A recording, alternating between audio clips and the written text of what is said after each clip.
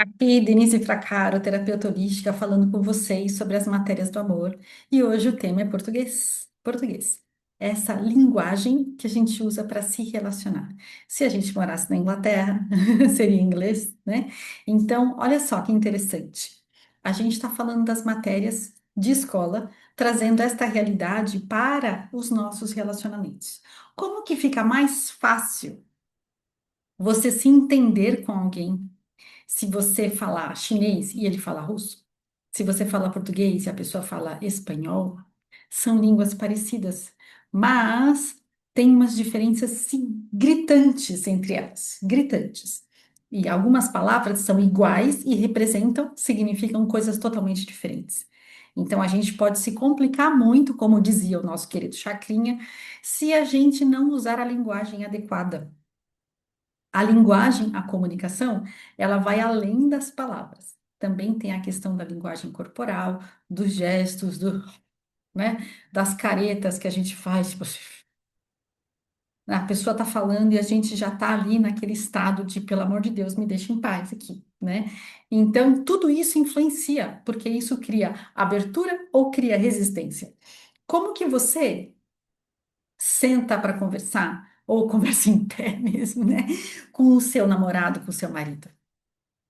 Você já chega pré-julgando o que ele vai falar, você já chega tirando conclusões, você encerra as frases, você não deixa ele terminar nem as frases que ele fala. Isso vale do homem para a mulher e vice-versa, tá? Normalmente a mulher é mais falante do que o homem, tá? E isso tem uma explicação da neurociência, né? O nosso cérebro, o compartimento dele, que é responsável pela fala, é muito maior nas mulheres do que nos homens. Então a gente tem uma necessidade, uma facilidade mais com a linguagem do que os homens têm. Haja visto que isso também faz a gente ter uma facilidade maior com as emoções. Tá? Então, o que que a gente vai falar aqui para você hoje? Eu quero te mostrar uma imagem que é para você ficar bem atenta, bem atento ao nosso funcionamento como ser humano. Olha só, a gente tem aqui um iceberg, tá? Um iceberg, ele é esse bloco de gelo gigante que tem uma parte que flutua, que normalmente já é gigante, já é enorme, mas a maior parte dele está debaixo d'água. A maior parte do iceberg fica invisível, fica abaixo da superfície. Por que que eu trouxe essa imagem aqui? Por quê? Porque a parte da gente que a gente conhece, que a gente mostra, que a gente tem consciência, é essa partezinha pequenininha que é equivalente a essa parte pequena do iceberg. Todo o nosso inconsciente é esse montão de gelo afundado aqui, submerso, escondido, no escuro, que a gente não tem acesso. A gente normalmente não tem acesso ao inconsciente. A gente só vai ter acesso ao inconsciente se a gente entrar em processo de autoconhecimento e começar a se analisar. Mas enquanto a gente não conhece essa parte aqui, ela comanda a nossa vida, ela dita as regras do que vai aparecer, do que vai ser mostrado aqui em cima, só que a gente não sabe o que está acontecendo. Então, quando você tem uma reação exagerada a uma fala qualquer, a uma agressão, a uma crítica, e é totalmente desproporcional, por exemplo, você está reagindo com esse material todo aqui, de traumas e de informações que nem sempre são negativas, mas que estão guardadas num departamento onde você não acessa. E o que aparece fica completamente doido, desproporcional, fica esquisito, ninguém te entende, né? Por que que ninguém te entende? Porque nem você se entende, você não está vendo o que está aqui embaixo. Você não está acessando o que está aqui embaixo, tá? Isso tudo que está submerso é um mundo gigantesco de possibilidades obscuras e de luz. A gente tem ali talentos guardados e a gente tem ali muitas coisas que a gente não quer ver. Não quer ver não porque a gente seja fraco, a gente não quer ver porque a gente não sabe que está lá. A gente não dá conta às vezes, né, da vida no dia a dia. A vida de pagar boleto, gente, está aqui em cima, tá? Essa vida de mesmo de correr atrás, de fazer a vida acontecer, de levar filho na escola, de correr, de lavar roupa, de fazer comida, é a vida que está aqui em cima. Só que o que acontece dentro de nós é muito mais rico e importante. e a gente não vê. A gente não vê em nós e o outro também não vê em nós. Isso transparece, isso vem à tona, né, acima do nível da água. Isso vem à tona em rompantes, em situações que tiram a gente do sério, em situações que a gente reage de forma instantânea, automática. Aí você fala: caramba, por que que eu fiz isso? Né? Por quê? O porquê está escondido lá embaixo. Se a gente não tiver consciência desses porquês, dessas condições que condicionam as nossas respostas à vida, condicionam os nossos relacionamentos e as nossas vontades, a gente fica refém desse inconsciente, dessa parte que está submersa. Então, a salvação para a gente é o autoconhecimento. Se a gente não entrar nesse espaço de se conhecer, a gente também não pode cobrar do outro que entenda a gente. Puxa vida, ele não me entendeu. Não entendeu mesmo. Não entendeu mesmo. Nem você se entende. Como que o outro vai te entender? Tá? Então, e às vezes outra pessoa até entende a gente de formas diferenciadas, quando a pessoa é muito iluminada, quando a pessoa é mais sensível, muitas vezes ela consegue captar coisas de nós que a gente não consegue, tá? Mas isso são momentos, né? Então, assim, vamos combinar, a gente não faz cursinho para ter filho. A gente não faz cursinho preparatório para nada. A vida vai acontecendo assim atropeladamente. A vida vai acontecendo de problema em perrengue e tudo que vai ali misturado. E a gente tem que conseguir lidar com todo esse turbilhão de coisas aqui que está acontecendo que a gente não tem consciência e com tudo que está acontecendo no campo material simples de pagar conta e de levar filho na escola e de correr para fazer supermercado. A gente tem que lidar com tudo isso ao mesmo tempo.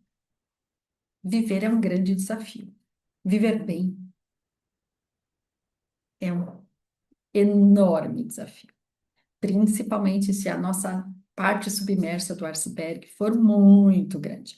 E normalmente ela é. Normalmente ela é porque o nosso inconsciente é muito mais do que a gente consegue acessar.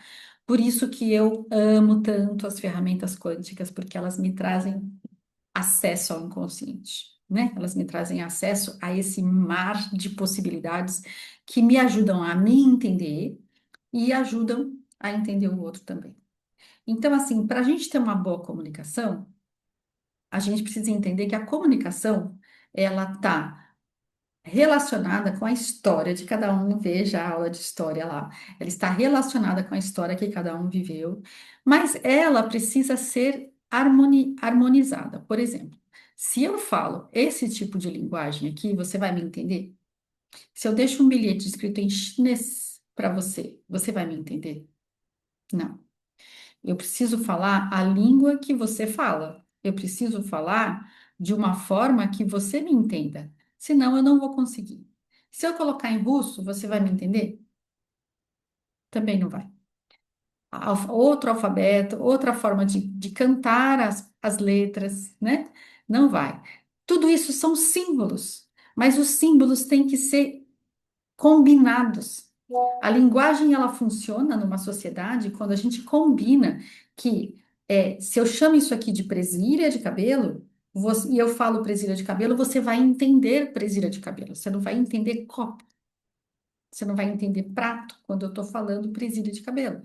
Se eu falo lápis, você não vai entender boné, chapéu, cadeira. Você vai entender lápis. Tudo isso parte de um combinado de coisas que a sociedade concordou, acordou que funciona dessa forma, certo? Por isso, às vezes, palavras são inventadas, né? E a gente tem que reaprender algumas coisas. Esses combinados, nessa linguagem, a gente também tem que ter esses combinados no nosso relacionamento. Porque você pode ter palavras que são inocentes na sua vida, na sua história, na sua família, que para outras pessoas são ofensivas, certo? Isso vale para uma gama de palavrões que acontecem por aí, que algumas pessoas se ofendem absurdamente e outras acham que é normal, tá? Lá vai a história de base. Como é que você foi criado? Não tem como você ter o mesmo. Por mais que nós falemos português, e o marido fala em português também, a história dele é outra. Então, se eu chamar alguém de banana, por exemplo, ah, esse cara é um banana, pode ser uma coisa leve, dependendo de quem ouve. Pode ser uma coisa muito pesada. Pode ser uma ofensa gravíssima. Gravíssima. E eu tenho vários exemplos a esse respeito, de mal entendidos, mesmo dentro de uma linguagem comum, uma linguagem normal, acordada, tá? Então, assim, é importante que o vocabulário do relacionamento, para além do vocabulário do português da nossa nação, o vocabulário do relacionamento seja também entendido da mesma forma dos dois lados. E isso você só vai descobrindo com a convivência. No primeiro encontro você não sabe, no primeiro ano de casamento você não sabe, porque as coisas vão acontecendo e aí vão trazendo esses insumos, esses materiais para você trabalhar. E você vai se conhecendo, conhecendo o outro e vice-versa. O outro vai te mostrar muita coisa sobre você que você ainda não conhece a seu respeito, tá? Então, isso é muito importante, você ter, então, estar em acordo qual é a linguagem que vocês vão usar, que não seja ofensiva e que não seja crítica para vocês dois, tá? E isso vale depois para a descendência também, os filhos também participam dessa história. Por exemplo, quando minha filha nasceu, a mais velha, né? Eu falei assim, bom, eu não quero que ela fique falando palavrão, não quero. Para ela não falar palavrão, qual a única solução possível? Eu tenho que parar de falar palavrão. E o marido também, certo? Tem que parar. Porque se a gente falar, como que ela aprende a linguagem? Aprende por imitação. Ela vai falar o que ela ouve. Não tem como eu falar para ela, mamãe pode falar, mas você não pode. Não existe isso. Não vai acontecer. Então, eu preciso ser o exemplo. Eu preciso ser o modelo que ela vai seguir. Então, eu fiz um acordo com o meu marido na época. Eu falei: olha, Guilherme, a gente tem que parar de falar palavrão, tá? A gente fala um monte aqui, displicentemente, que não tem nenhum peso, que não tem nada de uma conotação difícil, ruim, nem nada, mas a gente tem que parar. Porque ela não vai saber aonde colocar o palavrão, ela vai soltar de qualquer jeito aí, porque ela tá aprendendo. E ela vai aprender o que a gente faz, certo? Então, a gente fez esse acordo ali naquele momento, né? E na minha família primeira, né, a gente tem uma história muito engraçada, que imagina, 5 filhos, uma bagunça, muita gente de fora em casa, sempre tinha um primo morando junto, e o meu irmão caçula temporão, né, ele nasceu quando eu tinha 11 anos, e eu praticamente cuidei dele como fosse a mãe, e um dia apareceu uma pessoa em casa que era um cara muito grande, né? Ele tinha 2 anos, então para ele era um gigante. Para a gente já era um homem altíssimo, né? Ele olhou, abriu a porta, ele olhou para cima assim para o rapaz, né? Que era amigo do meu irmão, foi muito engraçado. E ele falou: PUTA, né? Vou falar aqui assim, cifrado, porque senão cai o vídeo, né? PUTA! E todo mundo riu, né? E falou assim: Júnior, não fala isso, não fala palavrão. Quem que te ensinou? Né? Saiu quem que te ensinou e fui eu que falei, né? Quem que te ensinou? O que que ele respondeu? Foi mamãe. A minha mãe ficou muito brava, mas foi mamãe, tá? E não foi só a mãe dele que ensinou, porque todo mundo falava com alguma frequência na casa, tá? Então, assim, acabou sendo uma cena engraçada, mas é muito representativa da linguagem que está reinando naquele ambiente. Então, aquilo para mim me marcou muito. Eu tinha 13 anos na época, né? E aí eu falei assim: não, minha filha não vai falar palavrão, né? Vai falar depois de grande, se quiser, mas não vai aprender comigo, né? Como uma coisa comum em casa. Então, a gente fez esse acordo, tá? E é importante que entre o casal você tenha esses acordos. O que que é legal eu falar? Eu posso chamar você de banana? Acho que não. Eu posso chamar de você de vagabunda? Ah, você não lava a louça, sabe? Não, para mim é muito ofensivo, tá? Talvez para outras pessoas em outros círculos sociais não seja. Para mim é muito ofensivo. Então, tem coisas que a gente tem que fazer um acordo. tem que fazer um combinar, tá? Isso, primeira regra para comunicação. A regra mais básica de todas da comunicação é a gente falar a língua do outro, né? Então, isso, pra gente, se a gente quer ser entendido, a gente tem que falar a língua que o nosso receptor ali vai entender. Então, por isso que eu mostrei aqui o chinês, não vai funcionar. O inglês, talvez não vá funcionar. Então, eu tenho que falar essa linguagem e a gente entrar nesse acordo. Outra coisa extremamente importante na comunicação entre casais é a linguagem não verbal. A linguagem não verbal arrebenta casamento, arrebenta casamento. Porque a pessoa chega para te contar uma coisa muito legal do dia dela que aconteceu, tá toda feliz e você tá assim, anda logo. Tipo assim, com aquela cara de sem paciência. Não, pode continuar, eu tô ouvindo. Eu tô ouvindo, eu tô aqui no computador, ó. Eu tô ouvindo. Dá para falar, para falar. E eu tô aqui, ó. A pessoa tá lá e eu tô aqui, ó, digitando ou mexendo no celular. Você não tá ouvindo. Você não tá prestando atenção. Você não tá dando atenção. Vou voltar numa fala que é muito importante. O tempo é o bem mais escasso que nós temos. Não existe outro. Não pensa que é ouro, dólares, euros, carro importado. Não. O que a gente tem de mais escasso nessa vida é o tempo. E o tempo que você dedica a uma pessoa é totalmente representativo do amor que você tem por ela, ou do interesse, tá? Também acontece. Ok, mas vamos falar de amor, né? Porque o interesse a gente deixa para outro vídeo. Se eu dedico tempo a você, você entende que eu te amo. Se eu dedico um tempo de atenção de qualidade, de verdade, se eu estou de verdade conectada, te olhando, te percebendo, te recebendo no meu mundo. Senão, eu estou muito bem ocupada aqui digitando as minhas coisas e você que lute aí para conquistar a minha atenção. Ou, se você realmente está muito ocupada aqui, fala assim: olha, agora eu não posso te ouvir. Você me dá 5 minutos para eu terminar isso aqui? Ou uma hora? Ou, né? Me dá um tempo para eu terminar isso daqui e eu vou ouvir você com toda a atenção.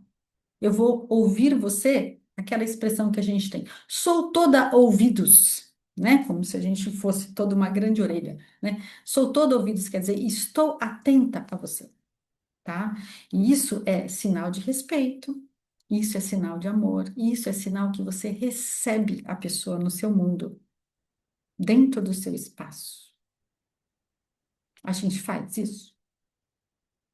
A gente tem isso do parceiro? Se não tem, vamos conversar, vamos negociar. Não estou sugerindo DR aqui, que DR eu acho, tá, complicadíssimo. Mas vamos conversar? Vamos conversar, tá? Então, assim, a linguagem não verbal é extremamente importante. A atenção que você presta efetivamente à pessoa que está ali falando com você é extremamente importante, né? A minha tela está dando uns tilt aqui de vez em quando. O histórico que a gente tem de vida vai influenciar totalmente o jeito que a gente se comunica. Isso é extremamente importante.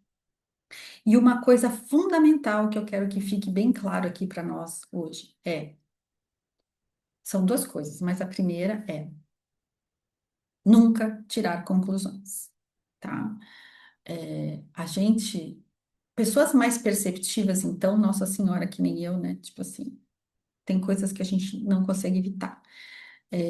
Que tem coisas que a gente sabe sem que a pessoa fale, tá? Mas o melhor dos mundos é a gente não tirar conclusões. E, em vez disso, perguntar. Se a pessoa chega em casa, né, de mau humor, não vou nem qualificar muito esse mau humor, tá? Mas assim, chegou em casa de mau humor, ah, que droga, aquele seu chefe, não sei o quê, não sei o quê. Aposto que seu chefe fez alguma coisa errada com você hoje. Ou, o que que eu fiz para você estar me tratando desse jeito? É uma pergunta simples. O que que eu fiz para você ser grosso comigo desse jeito? Eu estou falando de mulher para homem, mas o inverso é totalmente perfeito aqui, tá? Não é exclusividade de nenhum dos sexos esse tipo de comportamento. Por acaso eu te fiz alguma coisa para você chegar me atropelando desse jeito, eu já estou tirando conclusões de que tem alguma coisa que eu fiz. Será que eu fiz? Será que eu não fiz? Não importa. Posso até ter feito. Mas assim, é diferente você perguntar: Nossa, você está parecendo chateado. Você quer compartilhar alguma coisa? Você quer me contar alguma coisa? Porque homens e mulheres têm padrões muito diferentes com relação às chateações da vida. As mulheres gostam de falar, normalmente, não todas. Não todas.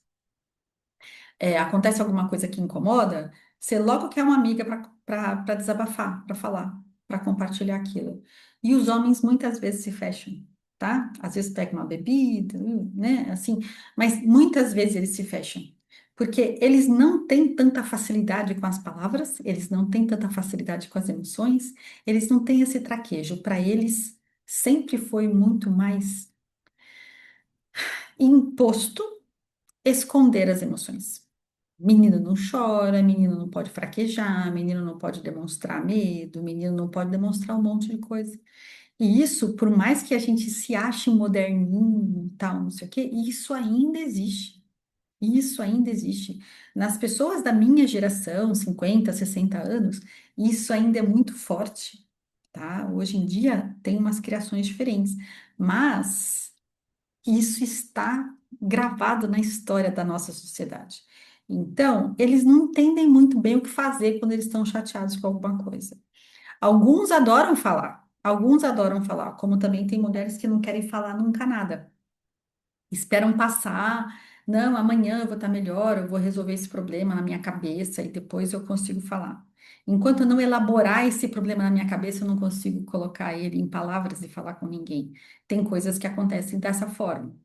Mas o normal é que eles se retraiam, né? O mais normal estatisticamente falando, tá? Não é normal de bom nem de ruim. É que eles se retraiam. E a gente começa a tirar um monte de conclusão. Ah, deve ter outra, deve estar assim, deve estar assado, deve ter levado uma invertida no trabalho, né? Ou chegou aqui já chutando o cachorro, reclamando das crianças e não sei o quê. E não é nada com as crianças, e não é nada com o cachorro, não é nada comigo. Mas eu vou achar que é, porque sou eu que estou na frente dele. Eu estou levando ali os tiros de canhão, então eu acho que a bronca é comigo, tá? Isso é uma forma da gente tirar conclusões, sendo que nem sempre a gente acerta. Grande parte das vezes a gente erra. Então, em vez de tirar conclusões, e se a gente perguntar: posso te ajudar? Você quer falar alguma coisa? Ó, eu tô aqui. E não ficar se achando errada, culpada. Porque nasceu uma mãe, nasceu a culpa, né? A gente, assim, mulheres e culpa são energias que navegam muito próximas. Mas isso também é um padrão que a gente precisa desapegar se a gente quiser ser um pouco mais feliz, né? E pode ter acontecido mil coisas naquele mundo dele que não tem nada a ver com você. E aí, como é que você faz? Tem como você se desvencilhar desses padrões? Sim, com consciência. Quando você ficar consciente de que você está só reagindo de uma forma padronizada, já implantada na sua mente, já gravada no seu sistema, porque você aprendeu a viver assim, você fala: opa, eu estou reagindo da mesma forma de novo. Será que eu posso fazer diferente? Né? Será que eu posso fazer diferente? Porque a gente pode, a gente sempre tem escolha, mas a gente vai ter escolha se a gente tiver consciência, senão a gente não vai ter. Se não, por que que a gente não vai ter consciência em alguns casos?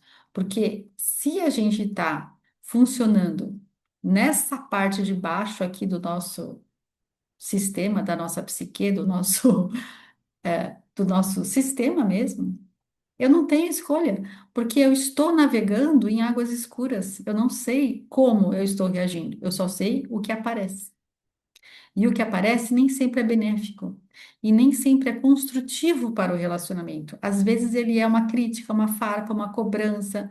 Poxa, eu tô cansada aqui o dia inteiro trabalhando fora, o dia inteiro chego em casa, cuido das crianças, faço um monte de coisa. Você chega e se joga no sofá e vai beber, né? Tipo assim, tá? Eu tô cobrando. É lógico que eu quero ajuda. Faz parte, né? Faz parte de compartilhar a vida. Mas eu não sei o que está acontecendo no mundo interno dele. Eu não sei o que aconteceu no dia a dia dele. E eu já tô ali, ó, com o chicote, entendeu? Isso estraga muita coisa. Só que a gente não percebe que estraga, né? Porque a gente está funcionando nessa camada que está submersa. O autoconhecimento é o caminho para a gente se libertar dos nossos padrões inconscientes, trazê-los para a consciência, para que a gente possa escolher e até escolher como se relacionar com o fulano que está aí com você na sua vida, está dividindo a vida com você. Senão a gente não tem escolha e vai virar, é, sabe, como se fosse tiroteio de críticas e cobranças. Ah, porque você tinha que ser mais legal comigo, você tinha que ser mais amoroso, você tinha que ser mais isso, mais aquilo. Ah, tudo bem que eu também não sou, né, tão carinhosa com você. Mas eu quero que você seja comigo. Você tem que ser primeiro, sabe? Vira uma guerra e vira uma competição. Quem é mais isso, quem é menos aquilo.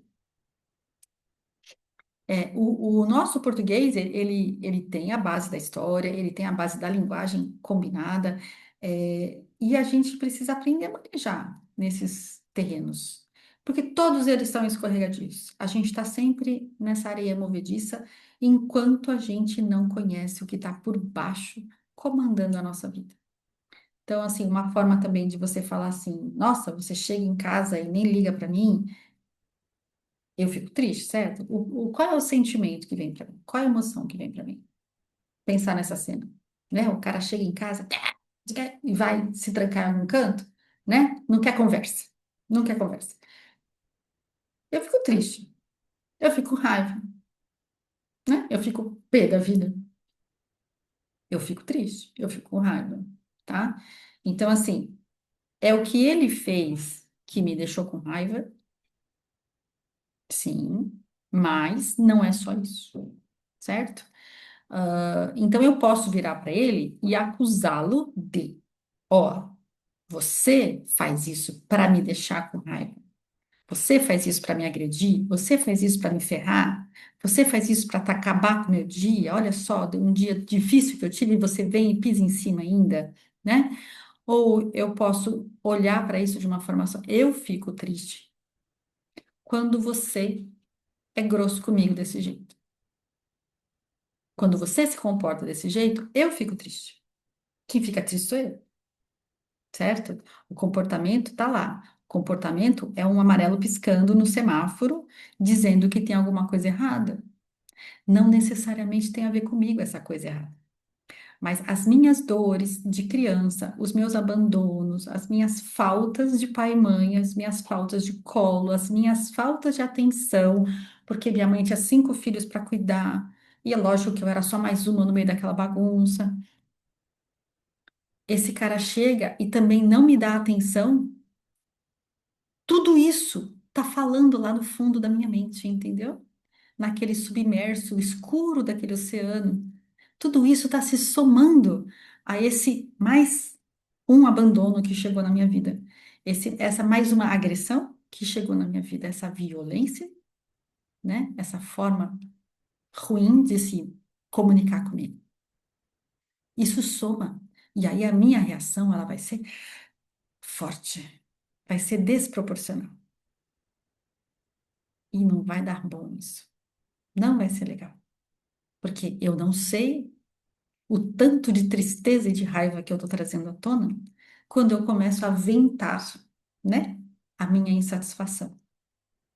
E eu não sei qual é o fundo a base do iceberg dele lá, o que tem ali dentro para ele estar agindo daquela forma. Então a gente tem uma guerra.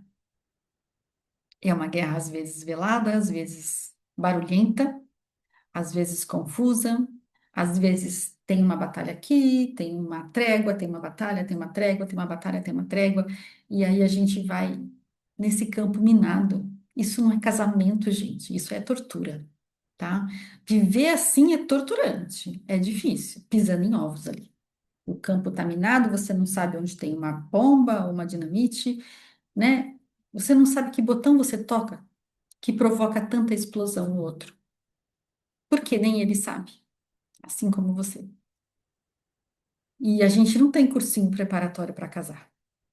Eu ainda acho que a gente deveria fazer um test drive, né? Ficar uns 2, 3 anos morando junto para depois resolver se ia casar ou não.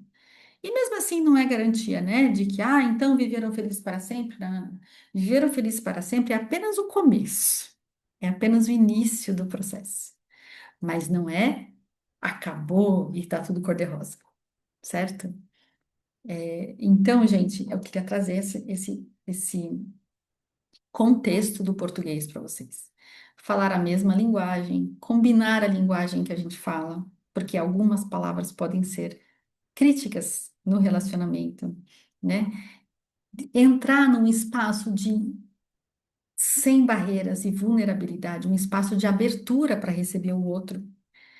Lembrar que o outro é tão doído quanto nós, é tão machucado quanto nós, às vezes mais. E a gente não tem noção, a gente não sabe o que está por debaixo dessa água, desse iceberg que está lá no escuro, ali, ó, cheio de vida, porque tudo que está ali embaixo está vivo.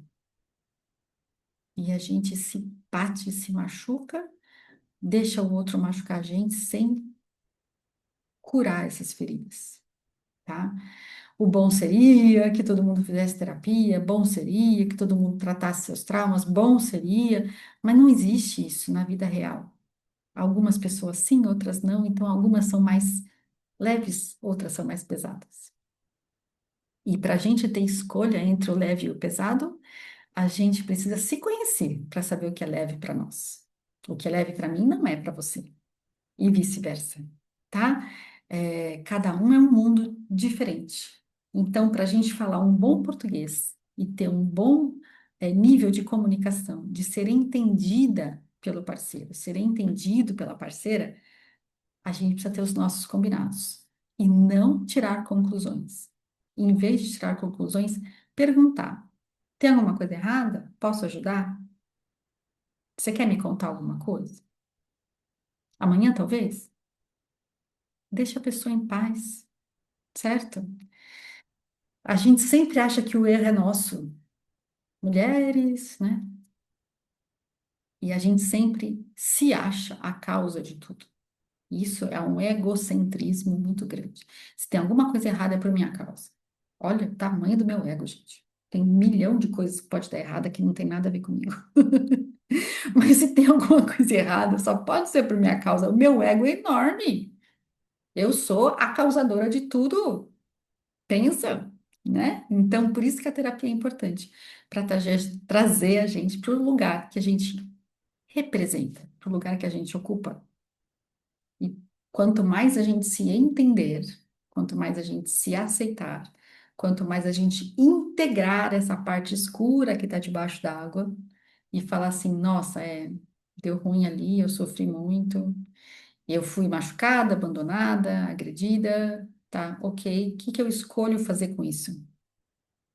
Certo? Eu posso paralisar a minha vida por causa dos problemas que eu tive e ficar ali naquele remoer de dores, ou eu posso falar, cara, eu passei tudo isso e eu tô aqui, eu sou do caramba, eu sou demais, eu sou incrível.